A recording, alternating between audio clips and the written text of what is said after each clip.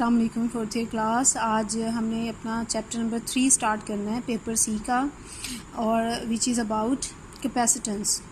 अब कैपेसिटर क्या होता है, आपने अपनी सेकंड ईयर की बुक के 12th चैप्टर में बहुत डिटेल से कैपेसिटर के बारे में पढ़ा था।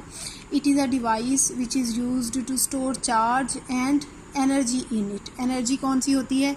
इन the form of electrical energy.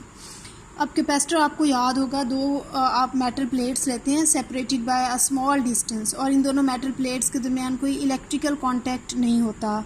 दरमियान में इंसुलेशन है, एयर है, वैक्यूम है, या कोई भी इंसुलेटिंग मटेरियल है।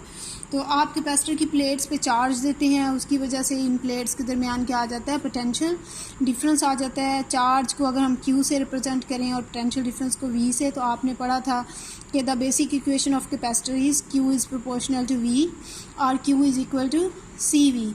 C यहाँ पे कांस्टेंट ऑफ प्रोपोर्शनैलिटी है which is known as capacitance of a capacitor. और कैपेसिटेंस होती क्या है? It is the ability of a capacitor to store charge. के चार्ज जो है, जो कैपेसिटर है वो कितना ज़्यादा चार्ज अपनी प्लेट्स पे स्टोर कर सकता है, या कितना कम चार्ज जो है वो स्टोर कर सकता है। यूनिट ऑफ कैपेसिटेंस क्या है? सिस्टम इंटरनेशनल में कैपेसिटेंस के जो यूनिट हैं दीज आर फैरड, ठीक है। और 1 फैरड जो है ये असल में 1 कूलम पर वोल्ट के इक्वल है, क्योंकि यहाँ से Q is equal to CV है, तो C को हम Q ओवर V लिख सकते हैं। तो Q is measured in columns and V is measured in volts. और लेकिन ये एक बड़ा यूनिट है, इसलिए हम इसके बजाय फैरड की बजाय हम माइक्रो फैरड या पाइको फैरड यूज़ कर लेते हैं। Micro farad is equal to 10⁻⁻⁶ और पाइको फैरड इज़ 10⁻⁻12। अब है कि हम कैपेसिटेंस को कैलकुलेट कैसे करेंगे।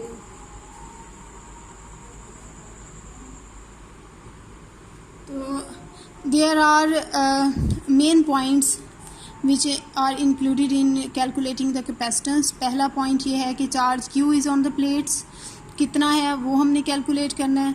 दूसरी चीज़ हमने इलेक्ट्रिक फील्ड E कैलकुलेट करनी है using the formula VB minus VA is equal to, ये हम फिर इस इलेक्ट्रिक फील्ड E से पोटेंशियल डिफरेंस कैलकुलेट कर लेंगे, और फिर एंड पे C is equal to Q over V वाला फार्मूला यूज़ करके हमने यहाँ से ये जो चार्ज फाइंड किया है और इससे हमने जो पोटेंशियल डिफरेंस फाइंड किया है उनकी वैल्यूज़ पुट करेंगे और कैपेसिटेंस निकालेंगे। ये 3 बेसिक स्टेप्स जो हैं हमने करने हैं।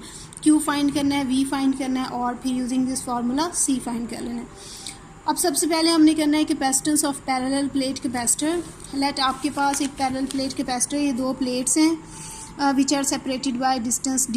एक प्लेट पे पॉजिटिव चार्ज है, एक पे नेगेटिव है, equal charge is opposite. There is an electric field between the plates from directed from plate positive plate to negative plate, ये भी आपको पता है। अब देखें इस पे चार्ज कितना होगा।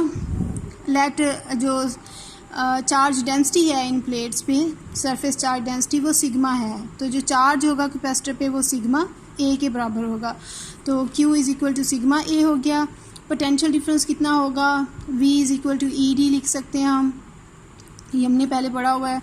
और फिर हमने गॉसेस लॉ की एप्लीकेशंस में पढ़ा था कि जो इलेक्ट्रिक फील्ड इंटेंसिटी है ऑन ईच प्लेट वो सिग्मा ओवर 2 एप्सिलॉन नॉट है। तो पॉजिटिव प्लेट की भी ये, नेगेटिव की भी ये, टोटल कितनी होगी? क्योंकि दोनों की सेम डायरेक्शन में है तो ऐड हो जाएगी। टोटल जो electric field intensity between the plates है वो सिग्मा ओवर एप्सिलॉन नॉट होगी। अब क्योंकि V is equal to ED है तो V is equal to sigma over epsilon naught D हो गया। अब आते हैं कैपेसिटेंस की तरफ। C is equal to Q over V है, हमने Q की वैल्यू फाइंड की सिग्मा A, हमने V की वैल्यू फाइंड की sigma over epsilon naught D, ये दोनों यहाँ पुट कर दें Q और V की जगह। तो C is equal to epsilon naught A over D। Here epsilon naught is permittivity of free space, इसके बारे में हमने पहले पढ़ा है फर्स्ट चैप्टर में।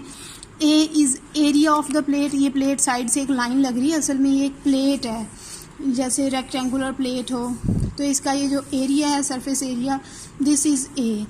और D है distance between the plates D। तो अगर इन दोनों प्लेट्स के दरमियान एयर या वैक्यूम है तब ये फार्मूला है, और अगर हम इन दोनों के दरमियान कोई इंसुलेटिंग मीडियम भी रख दें, ठीक है, जिसकी रिलेटिव परमिटिविटी जो है वो एप्सिलॉन R है, तो जो कैपेसिटेंस है it will increase by this factor epsilon R। तो ये हो जाएगा epsilon R epsilon naught A over D। अब इसे यूँ भी लिख सकते हैं कि एप्सिलॉन आर इंटू ये क्या था, capacitance in the presence of vacuum between the plates, capacitance in the presence of some insulating medium between the plates. तो एप्सिलॉन आर को हम as a ratio of C medium over C vacuum लिख सकते हैं।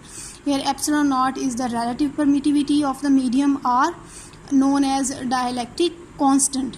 ठीक है, यहाँ तक कर लें, यहाँ तक कोई भी प्रॉब्लम हो तो पूछ सकते हैं। Thank you very much.